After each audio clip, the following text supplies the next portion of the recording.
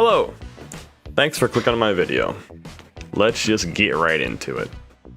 I'm just going to start by talking about some basic movement stuff. So when you press forward on the gray stick, whatever direction you are pressing, Nigel will face and run in that direction. While you're running, if you press your light button, you will do a light dash attack. Press your heavy button, you'll do a heavy dash attack. Now, you need to give Nigel a stride or two before you press the button. If you just press it for a moment, you're going to be stuck in place doing an attack instead of doing what you want to do, which would be a dash attack. So just be mindful of that. Give it about, I would say it's about a quarter to a half of a second of pressing. Probably closer to a half a second, honestly. Now we can talk about platforms. Coming up to the bottom of the platform is the exact same as any other fighting game. You can simply just jump through it. But going down through the platform is a different story. Now you can see I'm holding it down here, I'm pressing down, nothing's happening. With most Smash games, you can just press down, double tap down and get through the platform. But with this game, you're unable to do that. You actually have to hold it down and press jump.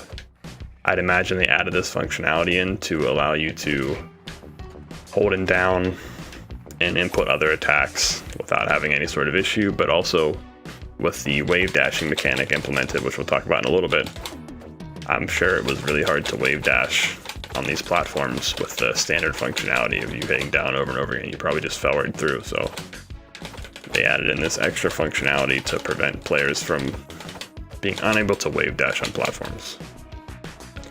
The next thing we can talk about is strafing.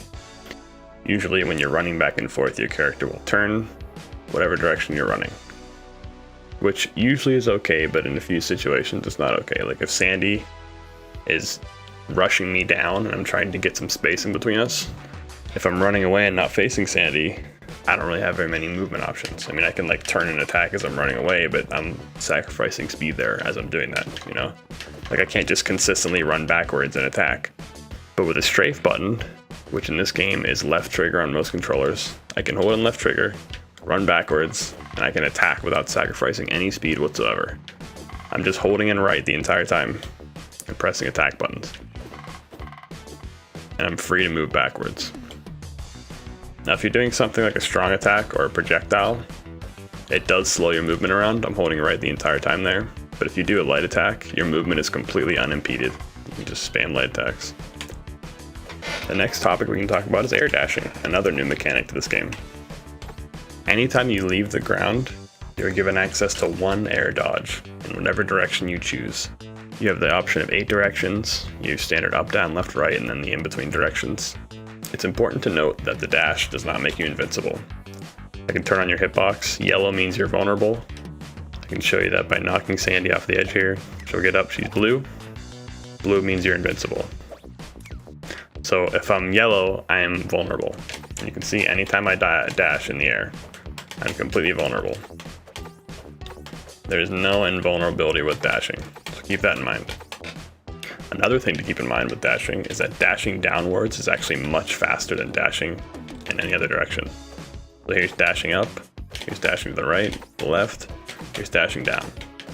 The diagonal dashes are also much faster.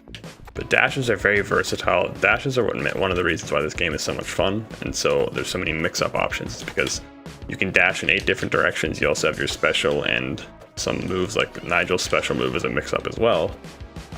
Dashes give you a lot of movement mix-up options. They're very quick to approach with. You can use a dash to get yourself in an advantageous position, or you can also use a dash to get away really quickly. So if you're not vulnerable, or if you're getting chained up in the air, you can use a dash to get out of the combo. But now we can talk about wave dashing. The wave dashing I'm referring to is from Super Smash Bros. Melee, where in that game, you can air dodge near the ground and maintain some of that momentum from the air dash. This was implemented into this game, and the original way to do it was to jump and dash into the ground at a diagonal angle. You carry that momentum with you. And you can chain that together and keep doing it. But the nice thing about this game is they made it a lot easier to wave dash.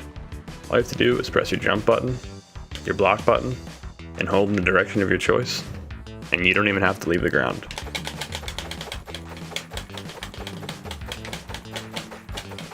Nigel is schmovin'. Now the purpose of wave dashes is to make your movement less predictable and give you another mix-up option. You don't have to do these constantly when you're on the ground, but it's a good tool to have in your arsenal, especially when you're fighting someone real fast and you need some mix-up options. You can use them to bait and punish. You can get out pretty quickly with them. But any sort of movement tool in a game this fast is good for you to know and understand how to use. Another dash-related movement mechanic you should know in this game is called a jump cancel, or a dash cancel, or fast fall, whatever you want to call it. But basically what this is your normal nair looks like this. Jump and attack, right? Short hop, regular hop. Let's do a regular hop just to show, for example. I'm just pressing jump and attack at the same time. Jump and light attack.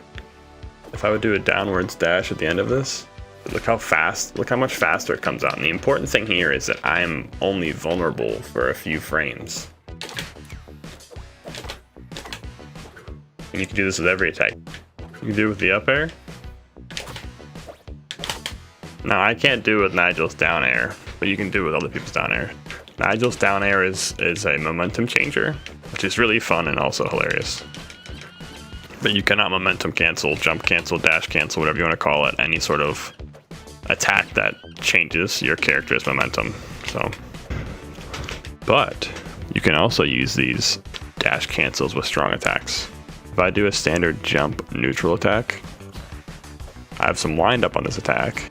To show you how to do this, you can jump, wind up, and fly down. Let's do it again. It's important to note that downwards dashing is the only direction that allows you to cancel attacks. Like the downwards dash cancels the attack, but if I hit the nair and then try to dash forward, it doesn't work. See, I'm pressing the button, I'm going in the direction of Sandy, it's not dashing. Same with the other direction, same with up. Just some general advice as far as movement goes in this game. You don't want to be on the ground too much. As far as I've noticed, there's a lot of combo chaining, which mostly ends up in the air. A lot of the attacks take you into the air. You're a lot faster and a lot more agile in the air. There's not a dash on the ground, which is why wave dashing is a thing. Wave dashing exists because otherwise you would have no movement options on the ground except to run around. But generally you want to be in the air a lot. If you're on the ground, get some wave dashes going, do some movement mix-ups. Another thing I want to make a note of is you do not need to be wave dashing in this game constantly. The wave dashing has its place, it's a good movement mix-up, but like I said, you don't need to be doing it all the time. A big part of melee is dash dancing, and you can't do it in this game mostly because of the limited ground speed movement. It's completely pointless to dash dance with most characters, which you can replace instead with wave dashing and air dashing and aerial movement mix-ups. And lastly, I think movement mix-ups are really key in this game.